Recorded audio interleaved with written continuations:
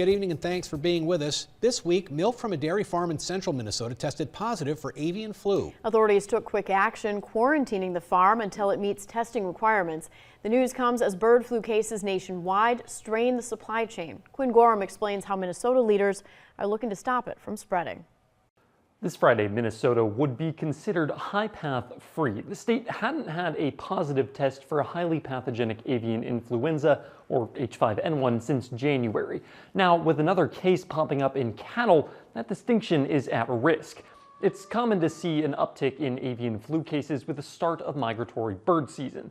That's around this time of year, and as waterfowl return to the state, they often carry the virus with them.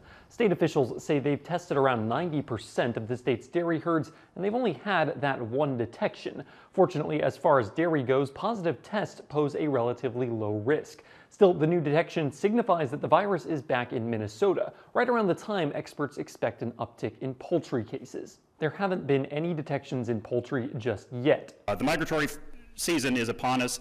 That's when we expect this virus to return, and we are right on the cusp of it. I'm hearing from my colleagues in some of our southern states, central Midwestern states that are talking about the invasion, I'll call it. So we are bracing ourselves. The state has invested several $1 million in programs over the last few years to mitigate the spread of the disease in poultry. In addition to indemnity funds, the state has invested in a program they affectionately call turkey lasers, where farmers can receive assistance from the state in installing laser systems to keep waterfowl away from their poultry. Reporting in St. Paul, I'm Quinn Gorham.